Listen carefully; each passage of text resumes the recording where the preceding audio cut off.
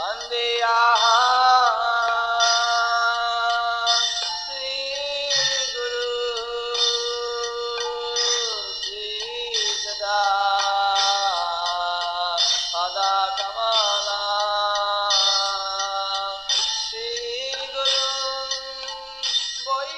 following is a class given by His Holiness Jayapataka Swami Maharaj on September 13th, 1984. The class begins with a reading from the Srimad Bhagavatam, 5th Canto, Chapter 7, Verse 13.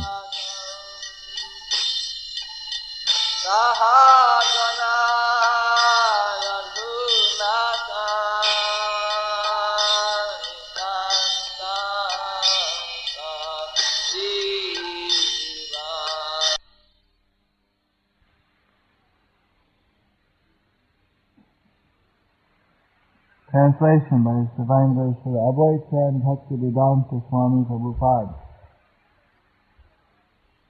Maharaj Bharata appeared very beautiful.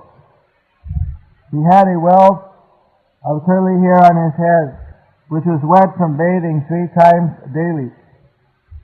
He dressed in a deerskin.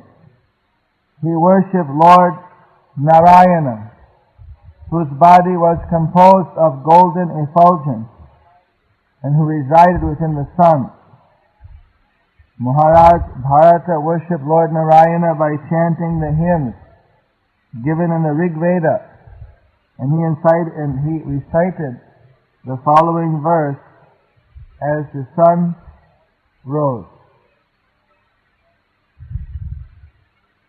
Translation, repetition. Maharaj Bharata appeared very beautiful.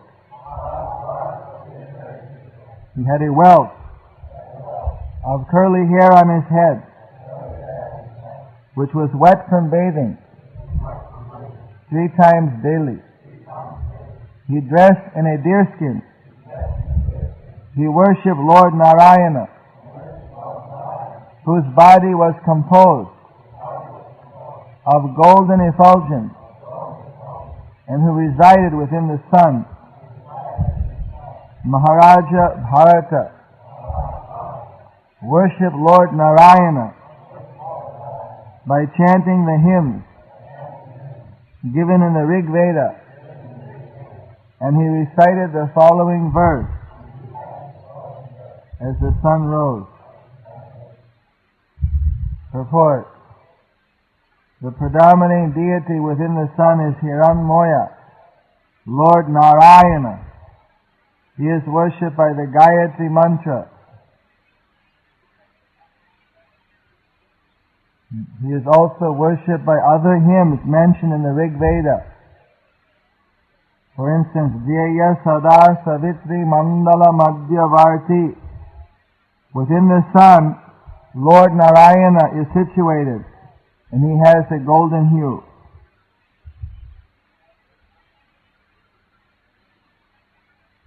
The verse he said was, Padurāja savito jata vedo devasya bhargo manasejam yajjana sureta sadha punaravisya chaste hansang vidranam nishaningiram imam. The Supreme Personality of Godhead is situated in pure goodness. He illuminates the entire universe and bestows all benediction upon His devotees. The Lord has created this universe from His own spiritual potency. According to His desire, the Lord entered this universe as a super soul by virtue of His different potencies. He is maintaining all living entities desiring material enjoyment. Let me offer my respectful obeisances unto the Lord, who is the giver of intelligence.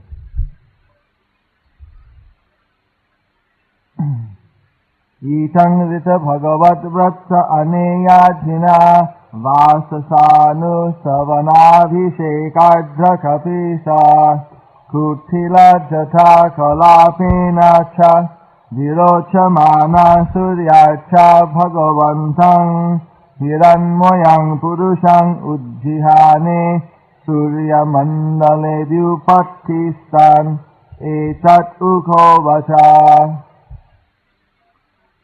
Translation. Maharaj Bharata appeared very beautiful. He had a wealth of curly hair on his head which was wet from bathing 3 times daily. He dressed in a deerskin. He worshipped Lord Narayana, whose body was composed of golden effulgence and who resided within the sun. Maharaj Bharata worshipped Lord Narayana by chanting the hymns given in the Rig Veda, and he recited the following verse as the sun rose. The purport and translation of text 13, chapter 7, canto 5, the activities of King Bharata. Translation and purport by His Divine Grace Srila Bhaktivedanta Swami Prabhupada. So, Maharaj Bharata, by performing his devotional service, his love for Krishna increased more and more, melting his heart. Maharaj Bharata was practicing the regulative principles of Bhakti Yoga very strictly, bathing 3 times a day, chanting Gayatri Mantra when the sun rose, chanting other prayers according to the time and schedule. Thus he was completely engaged. So from that regulated practice of devotional service, he gradually rose to the platform of Bhāva, or ecstatic devotional service, where he experienced Parama Alhada, or the highest transcendental spiritual bliss, Gambhira, which was very deep, Hridaya,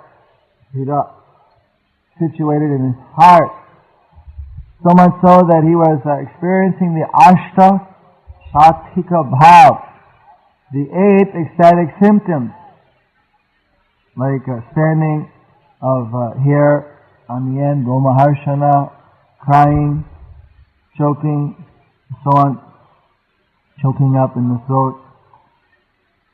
So many tears were coming, he couldn't see through his eyes. So in that ecstasy, sometimes he would forget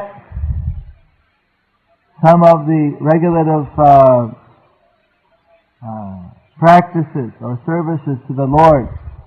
Might forget to take a bath at noon, or may have forgotten to do something because of chanting and being so absorbed in the ecstasy that he forgot the time, just being completely overwhelmed by the meditation upon the Supreme Personality of Godhead. So, this, of course, illustrates the different 2 stages of devotional service. We practice a devotional service according to the regulative principles. We follow the regulative service. There's a regulative service and there's spontaneous service. You see, of course, principles are there in both. But one, the regulative service, a person may not even have a great deal of taste. Like someone in the beginning of devotional service, sometimes they say that I'm chanting and I'm rising and I'm doing everything, but I'm still not feeling a great deal of taste. You see.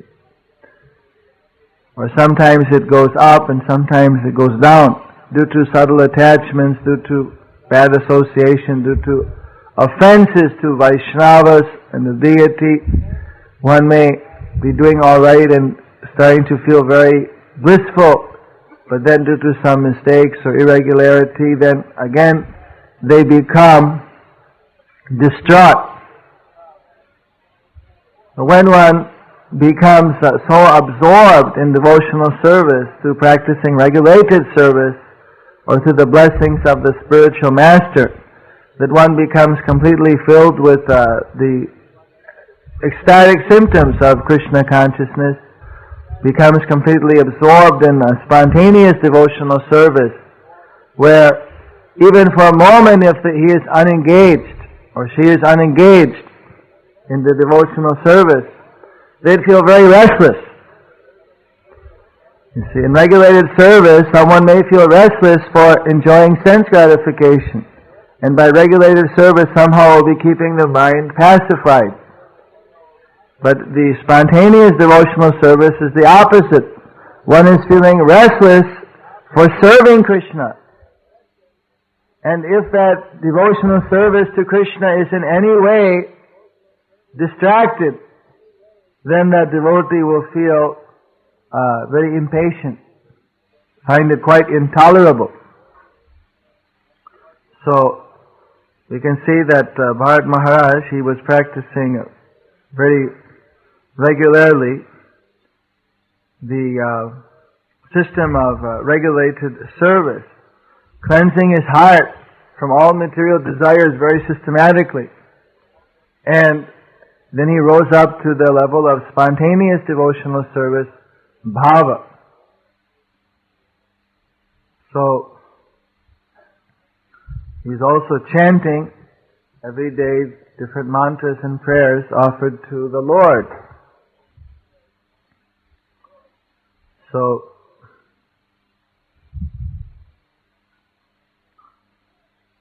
there are some people who may worship the sun, but that is not the same as worshipping Narayana, who is the origin and presiding deity of the sun. Indirectly, by worshipping the sun, they are worshipping Narayana.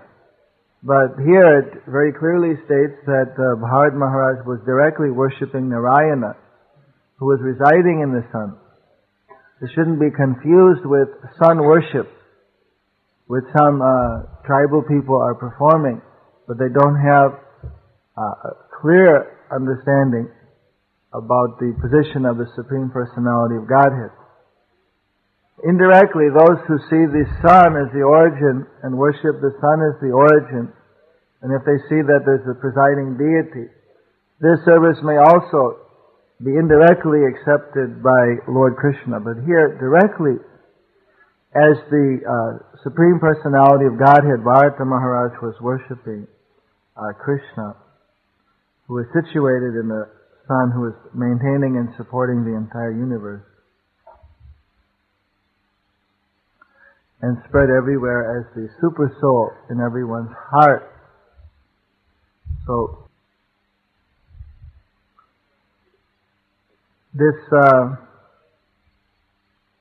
verse gives us some insight, because Bharat Maharaj, he was able to make a very quick advancement.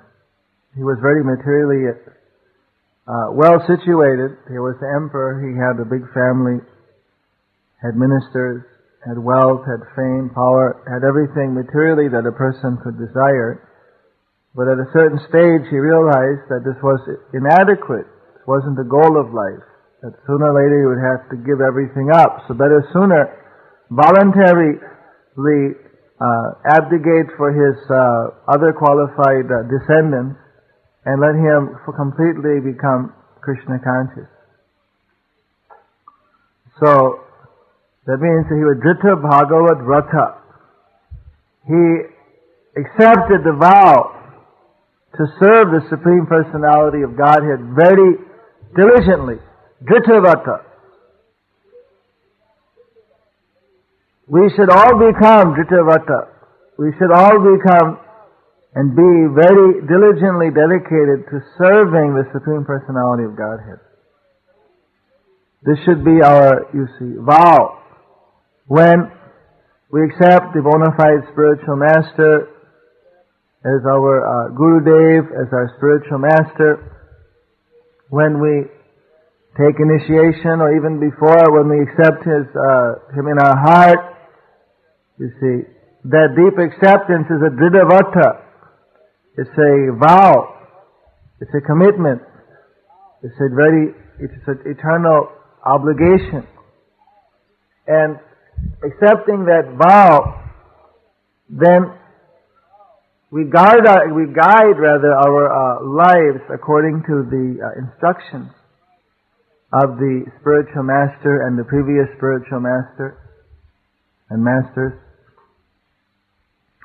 And this way, we very diligently neglect everything which is opposed to devotional service, and we accept whatever is favorable.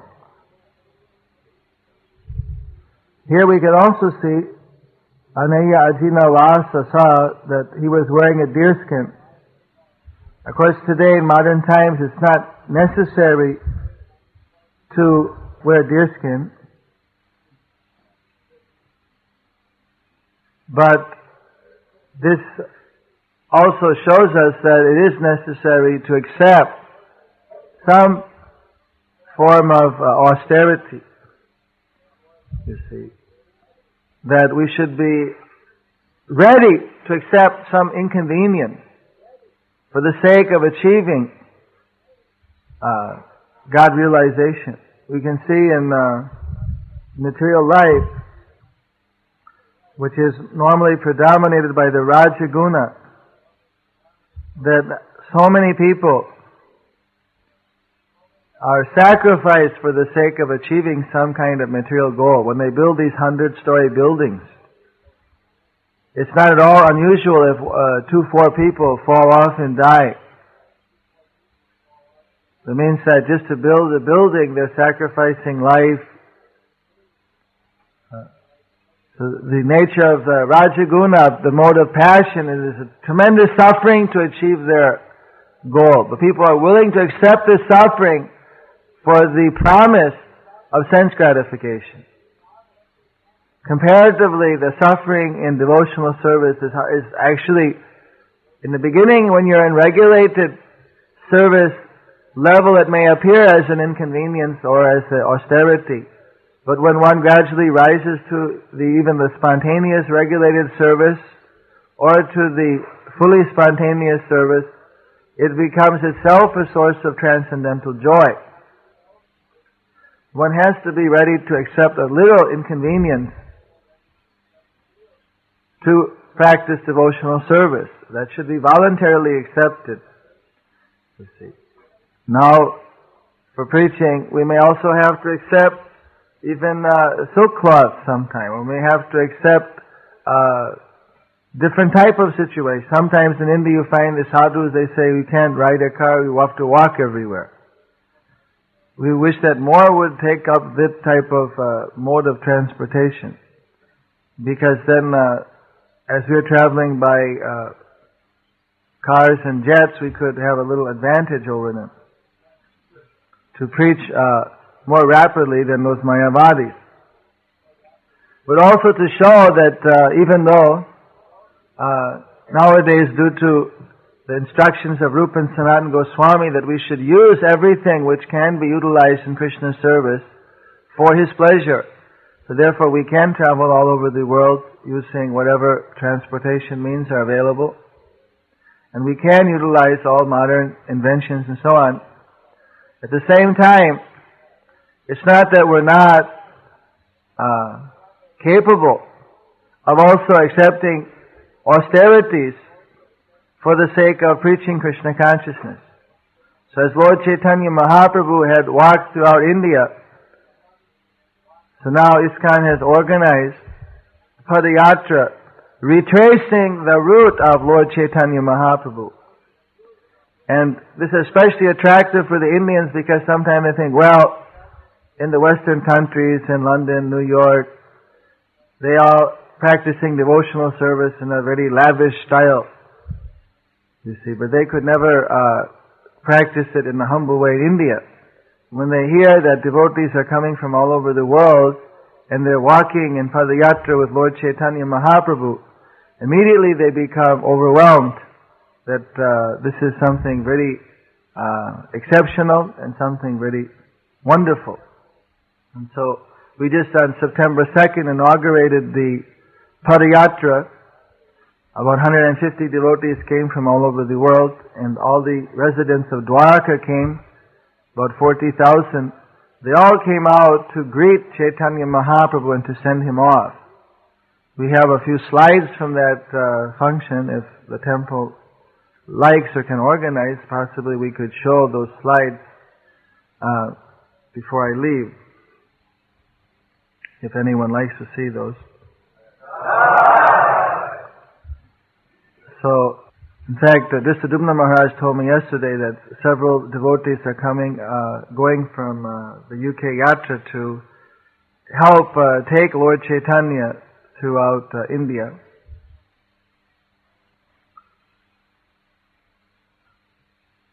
I don't know who the lucky ones are. So,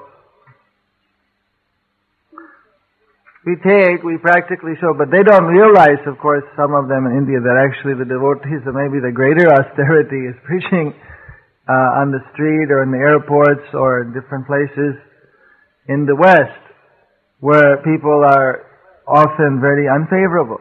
But actually may be a greater austerity. When you're walking through the villages and thousands of people come out and greet you and throw water on your feet and roll in the water afterwards to express their, you see, it's not actually such a great austerity as it might seem. But it is austerity to have to try avoid getting your feet washed. But the devotees, when they arrived in the first village, there was actually no running water, of course. There was no hot and cold switch or anything. In fact, there wasn't any water at all. They happened to pick a dry spot. You see, we had a little meeting, and then it was revealed that Prabhupada said, always establish your camp near the water. So it's easy to bathe and drink and so on, so near the water hole. So, but the local villagers, they themselves carried water by buckets, about a half a kilometer, half a mile or so, to the camp where the devotees were. Just spontaneously, the hundreds of villagers started to carry water and fill up big containers for the devotees. So that type of service attitude was very inspirational for all the devotees. So, anyway, we have to accept some type of austerity. Actually, for the pure, in the previous time, the karma kanda system of devotional service, karma mystery to bhakti, was more prominent, so many of those systems were used. But in the modern time, since Lord Chaitanya Mahaprabhu, he established a more simple system. He was refusing to do such things as wear deerskin and so on. He'd wear saffron cloth, wear cloth. Often that cloth would be offered first to the Lord, and we would wear the prasadam. There's still a custom in South India that the acharya, all his cloth would be offered at the feet of the deity, and after touching the deity, then that would be the new cloth would be given to the acharya, to the sannyasi, and then they would wear Krishna prasadam cloth, or the previous guru's prasadam cloth. Every cloth would be offered. When we visited the temple in Madurai, the Perumal temple is the second largest Vishnu temple in India in terms of its height. Right next to the Meenakshi temple, where Lord Chaitanya visited both the Perumal temple as well as the Meenakshi temple. Where Meenakshi is the younger sister of Vishnu, was married to Sundara Eshwara. So, when we went there, they had arranged a full greeting. They had elephants and the Brahman with the Purna Kumbha, the Ramanuja Sri Sampradaya system. They came forward chanting Vedic mantras. We had to touch the Kumbha, and then that they would bring in, that'd be offered in worship to, there's two ways. One is they give a boga kumbha where you touch and they take that and offer it to Krishna. Or another is they bring a prasadam kumbha installed and you touch and take the first prasad. So after that, then the elephant came and gave a garland to me. A little naughty, when it gave a garland, it picked my sikh and pulled it. There's really not much you can say about it. He was bigger than I am.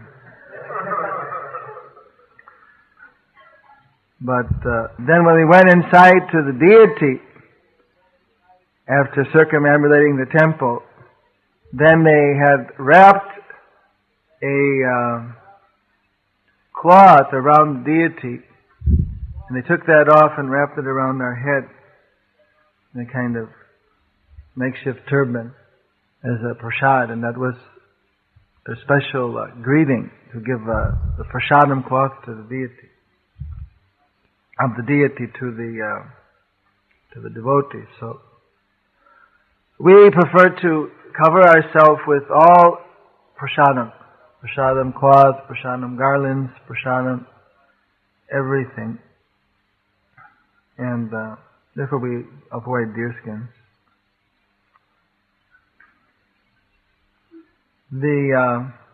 Although deerskin is also considered one of the four pure, said that cotton has to be cleansed by water. Deerskin is cleaned by just putting it in the sun. And wool is cleaned by being in the wind. If you just shake wool, it's clean. And silk is also clean, but I forget.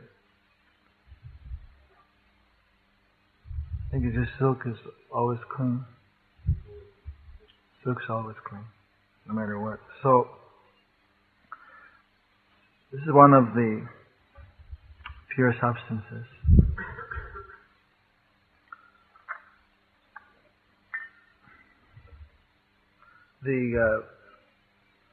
So pujaris, often they wear silk. In case something touches it, it's still clean. And wool, although it's pure, we don't normally wear it in the pujari room because one of the little hairs may fall off in the offering. And then you shouldn't offer any prasadam or bhoga with a hair in it, even if it's a sheep hair. So, those are all the different regular principles. But Bharata Maharaj, he became, of course, so much absorbed in his devotional service that sometimes he would just completely be absorbed in Krishna consciousness. We can see that actually Bharata Maharaj, he rose to a very elevated level of devotional service. So this is important to note. And later, how of course we know that he became attached to a deer and everything, and gradually that whole pastime would be destroyed. Kind of an unknown and secret pastime, everyone's heard it. But now, going through this particular part of the Bhagavatam, we can see verse by verse how the whole situation developed. And how advanced Bharata Maharaj was. Actually, it reached the stage of Bhāva. Just by our own sadhana bhakti, we can come up to the level of Bhāva. You see, more or less it's, of course, the mercy of Guru is always there, but it comes almost automatically. It's something that happens step by step. You see, it could happen much faster if you get a special mercy, but this, you can say, the normal mercy, it just happens quite easily in due course. But the level of prema is very, very hard. That is something you can't achieve that. You could practice, you could be in the level of bhava, even for a birth. But unless Krishna personally wants, he may desire that his devotees should wait. He may be relishing that intense desire of the devotee to become Krishna conscious. You see, when Krishna finally reveals himself as he did to Narada Muni, who was also crying for Krishna, then the prema is established. When you realize the self and the super self, you realize Krishna in his fullness, then one becomes completely, one's reference point, rather than rising from the material platform towards Krishna, is you're already then completely linked with Krishna, and rather your connection with the material world is cut completely. Here in the level of Bhāva, it's 99% slackened, 99% cut. This slightest connection might still be there. this one still come up from that material level to this pure devotional level of bhava.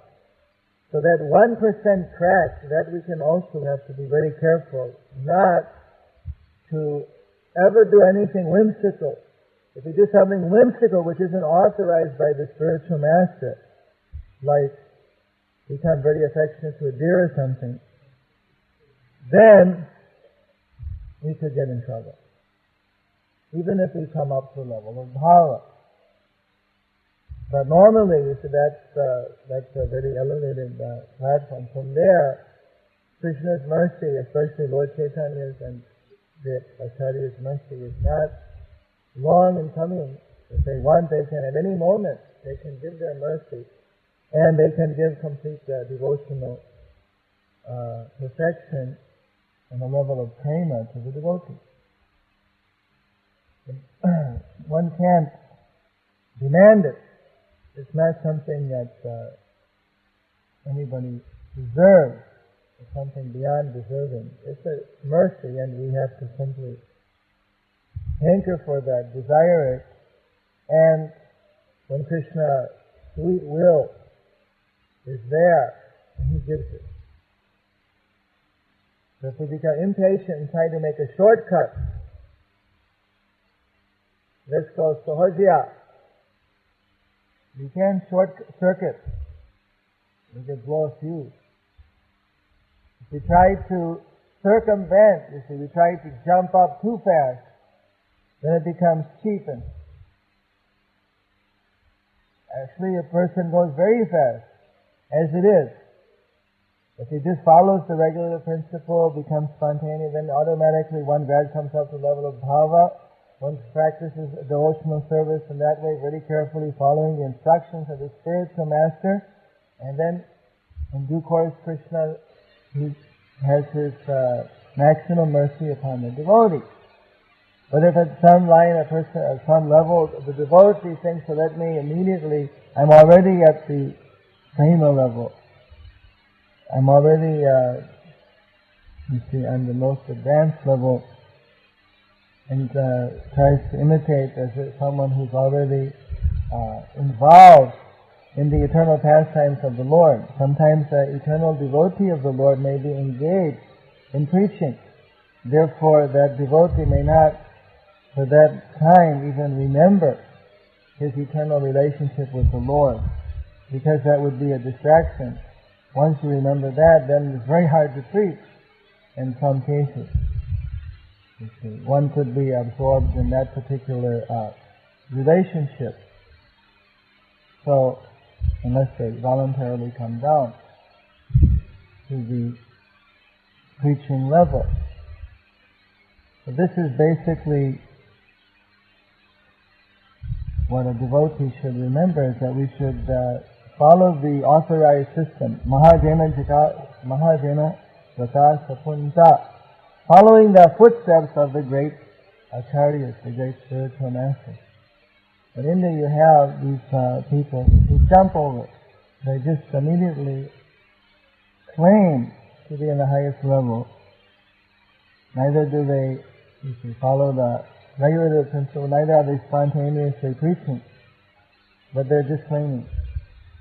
Some people go very subtle, where they're actually Kanishta Adhikaris, but they claim to be Uttama Adhikaris, and some are completely in Maya, but they claim to be eternal Parshad, eternal associates of the Lord. By imitating this, I don't want to have to read the atmosphere, but they do all kinds of acrobatics sometimes for attracting the minds of innocent people. So Bhaktisiddhanta Saraswati Thakur, Srila Prabhupada, by their example, they would always be ecstatic, but they would conceal or try to internalize their ecstasy. When Srila Prabhupada sometimes would give a lecture one time in Gorakhpur, when he was describing how Rupa how Sanatana Goswami and Lord Chaitanya met, I believe it was in Varanasi. At that time, that embraced, Lord Chaitanya had embraced Sanatana Goswami, and then Prabhupada was explaining how their meeting was exactly like the gopis when they met Krishna after long separation. And as he spoke to him, he just completely choked up. He just completely manifested the symptoms, stunned, and just he was frozen. He couldn't even move, and tears were pouring down his eyes, and he couldn't say anything, or he just couldn't move. And it was like about, from eyewitnesses, there was about a period of 30 seconds or a couple minutes where it was complete silence. Finally, when he could speak something, because it just suddenly, he was just completely immersed in that pastime, completely absorbed in it, then he said, chant Hare Krishna, and we had to end the class there. One time Bhaktisiddhanta Saraswati Thakur was lecturing, and suddenly he became also overwhelmed by transcendental symptoms, and he ran out from the class and ran up to his room, and didn't want to show, because especially previously it was such a thing that there were actually people that they would simply constantly cry in front of the devotees, and that would be the thing that would convince them, this type of external ecstasies and manifestations, that this was actually this was the proof of their, rather than the anubhavas which Bhaktivinoda Thakur has told us that we should observe, and the regular service or the spontaneous service principles that we should follow. So, in this way, our previous acharyas, they were very careful not to minimize or cheapen the great experience of love for Krishna. And actually it said that therefore the real devotee is like seeing the tip of the iceberg. If you see even just a small, any kind of ecstatic symptom, that in the prema devotees, it's just like the tip of an iceberg. Even a tip of an iceberg would, because an iceberg is 7/8 underwater and 1/8 above. But this is just one,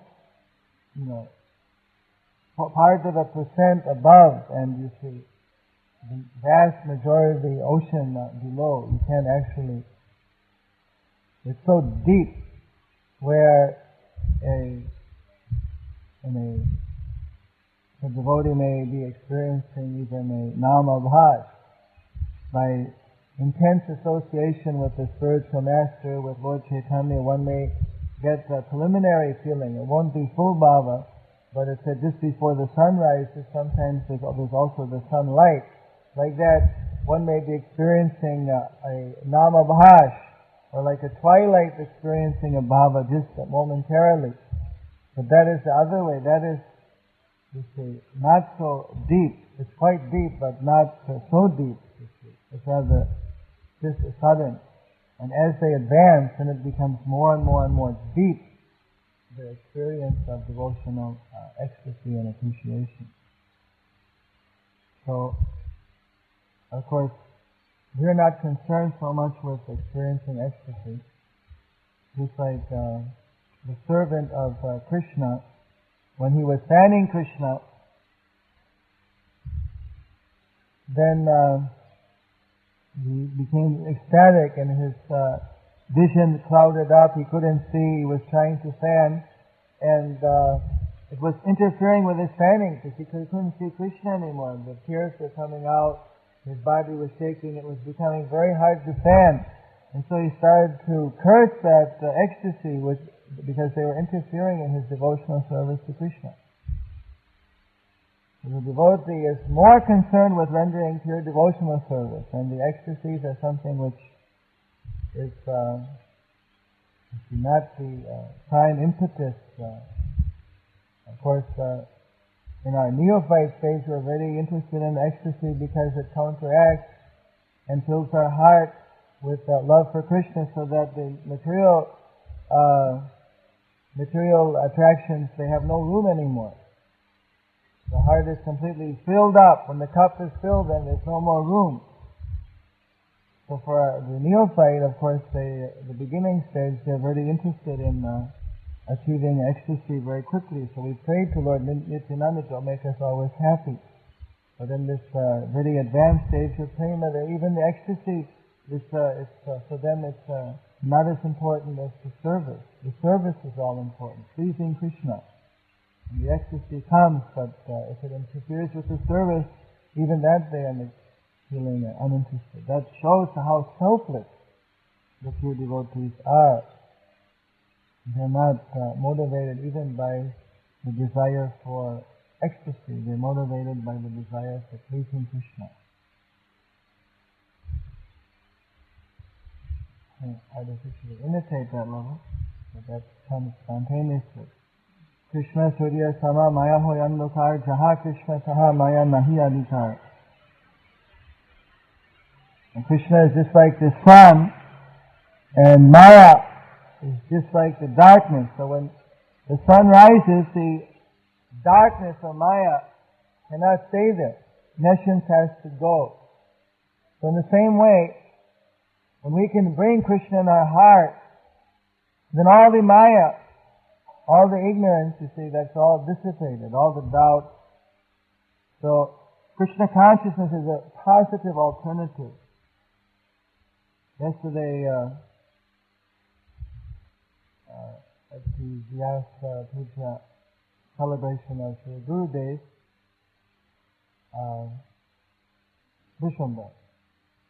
Vishwambar Maharaj, when he was making his offering, then he was saying it how Gurudev, by his lectures in the Bhagavatam, he dissipated all the doubts of the devotees. And he made a similar comparison that how we have to purify the mind by hearing the instructions from the spiritual master, because there Krishna is manifest. So, bringing Krishna in the mind, this is a positive alternative. We are bringing Krishna in by our activities, by our devotional service. So we should bring Krishna there. And automatically the darkness goes out. Most of the yoga processes are for systematically eliminating the darkness. But this is a very difficult process, very tedious.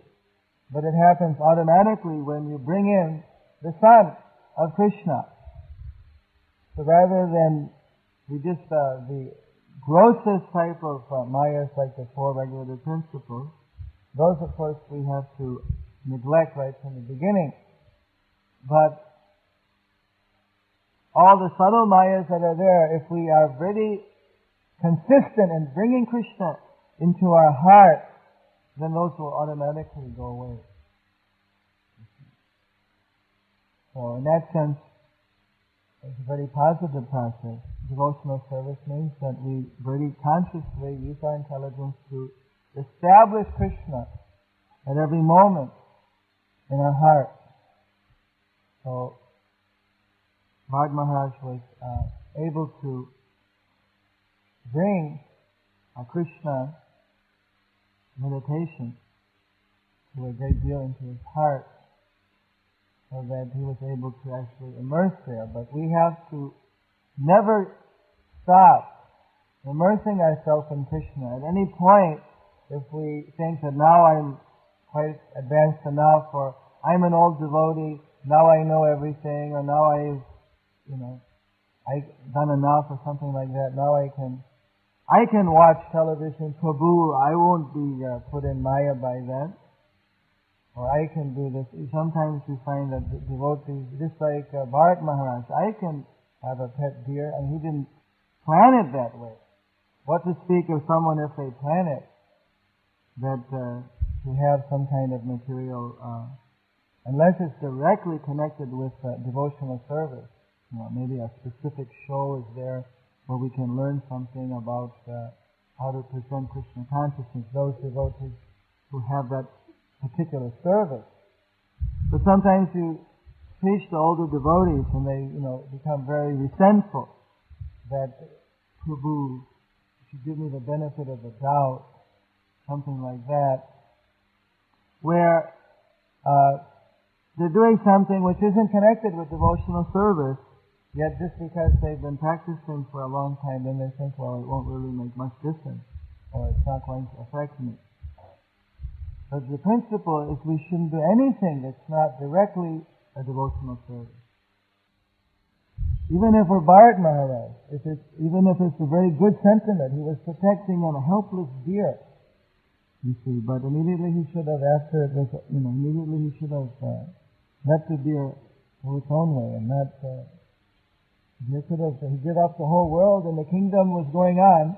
Now, the deer wouldn't have also gone on. It required his day-to-day attendance. It didn't require, but he didn't consult with the Guru, what should I do in this regard? So even inadvertently, he delayed his return back to Godhead by 3 births. So similarly, we should be very careful not to become lackadaisy, or not to become careless, thinking that, well, I've already practiced for a long time. It's like the proverbial race between the hare and the tortoise. Until we cross over the finish line, until we actually reach Krishna Prema, until we're back right to the lotus feet of Krishna, at any point, even just a few feet from the finish line, right? Somebody was racing and they tripped just before the finish line, so they came in last. The danger is there. You can't stop until you go over the last hurdle.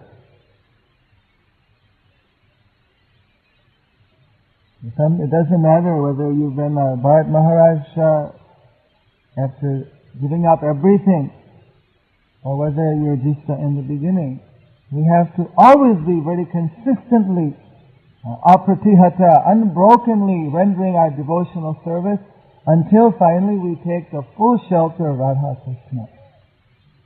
Then our flowers and our fruits of devotional service, they blossom and they fructify, and then we are actually beyond the danger of falling down, because our natural whole reference point will be changed to one of consistently, spontaneously, always in Krishna service.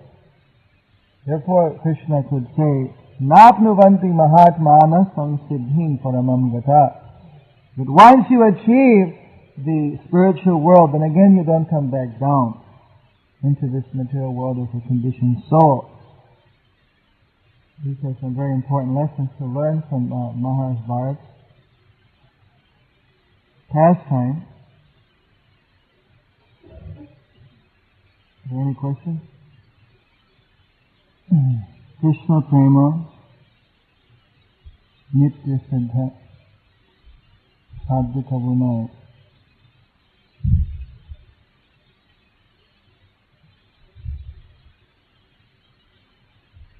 Krishna Prema,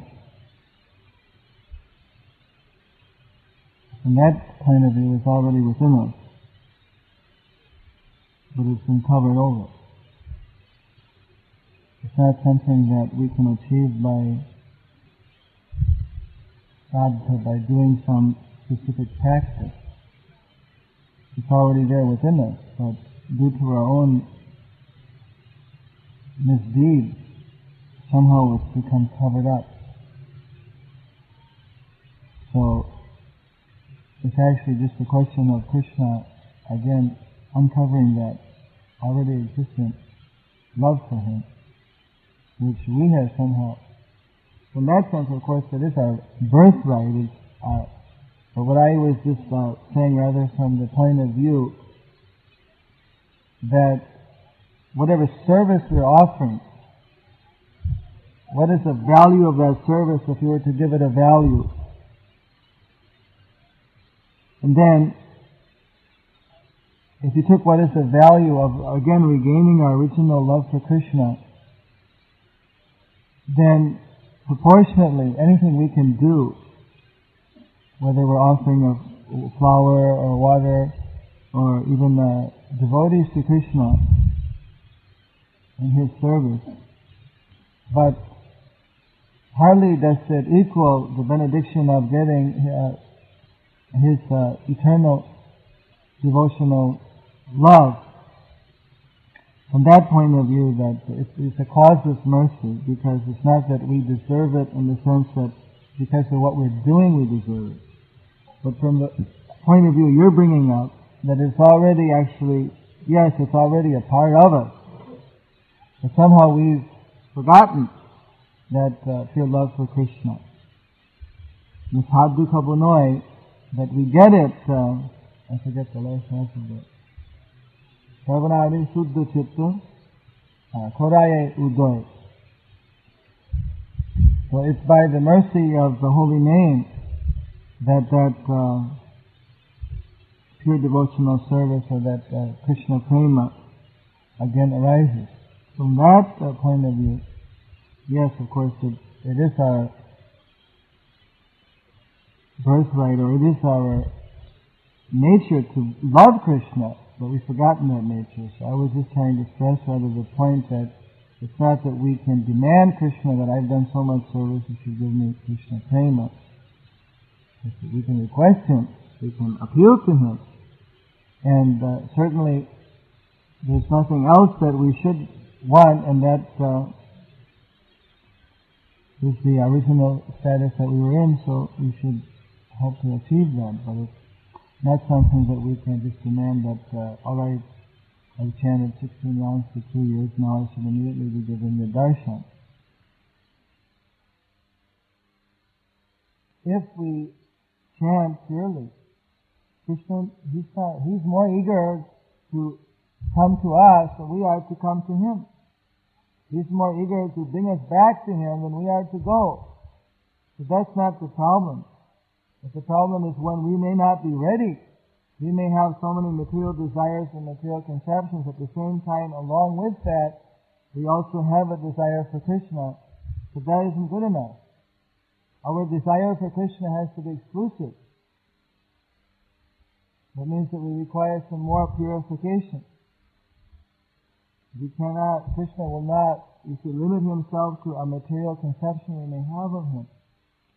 Our consciousness has to be pure, that we can, that Krishna, He reveals Himself to us without any material conceptions or limitations. He said ultimately it's up to Krishna's sweet will and His conscience. So from that point of view, we can cry for Krishna, but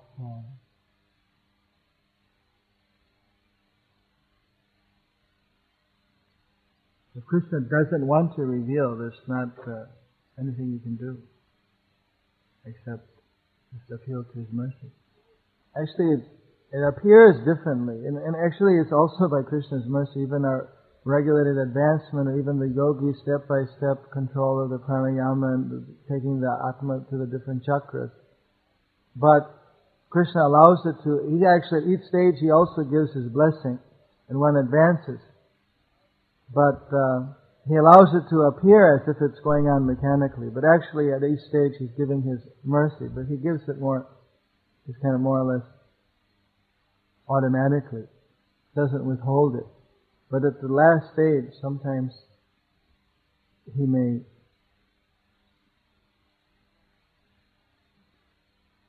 there's no specific point at which one can directly know for sure that at this time Krishna, if I do this, He's going to appear to me. It's like Narada Muni.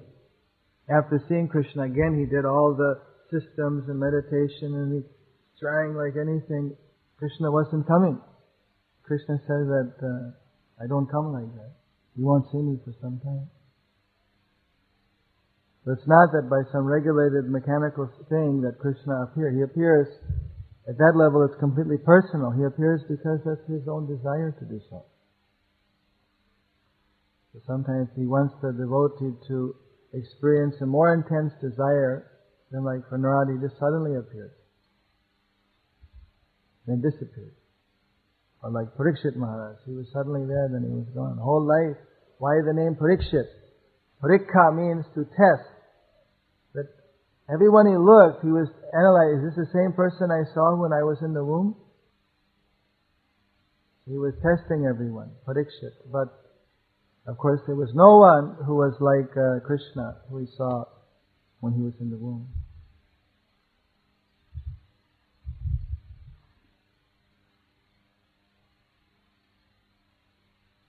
Any other questions?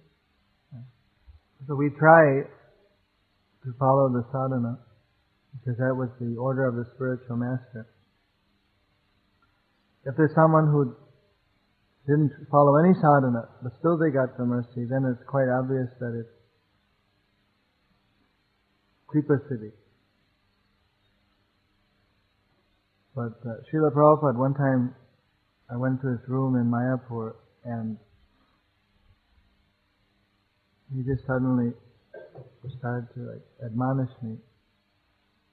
I'm not depending upon my chanting of Hare Krishna to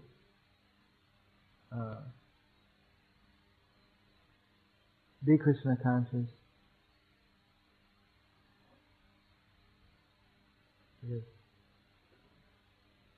not depending upon my writing or my reading, studying of the Shastras to be Krishna conscious. I'm not depending upon... He started explaining all the different aspects of devotional service that he wasn't depending upon, which normally we all think that we have to completely depend upon. He said, I do these simply for attracting the mercy. I do this just to please my spiritual master. I'm completely depending upon the mercy of my spiritual master. He brought in a totally different viewpoint. That actually we are dependent upon the Kripa Siddhi. That we don't depend on our expertise in doing the sadhana, that I'm very expert in chanting my rounds or in doing everything, and because of my own expertise and doing all the practices, therefore I'm going to make advancement. We try to be as expert as we can. We try to do as well as we can to please the spiritual master. Still, we're always anxious at every step to get a little special mercy, to get that little... we're going through the motions, just like someone, they may be going through the high school, college graduation, MA, PhD. But along the way, if somebody offers a PhD, they're not going to refuse it. So here, you see, but of course normally people don't get it. So we practice we go step by step, getting our graduation papers or whatever at the different levels, we get the mercy, but we're always anxious to get their mercy. We don't want to jump up artificially, but we are to get the real mercy, you see, even beforehand, or even in spite of our inefficiency in following everything perfectly as we'd like to. So we're always anxious for their mercy. So that's one of the qualities of surrender, to be always hopeful and anxious to get the mercy of Krishna.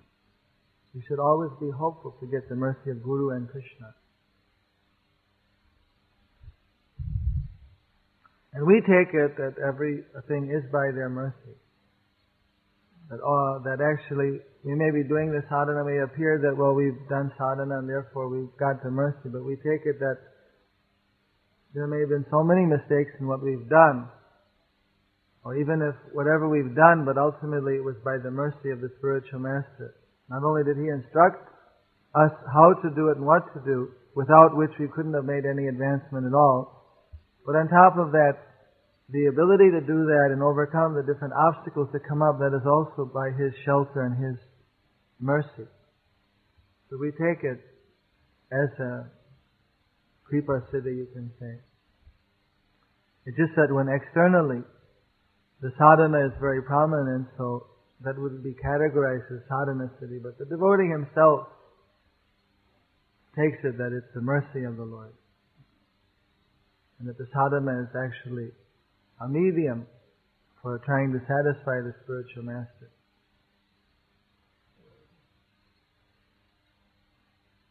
Hare Krishna.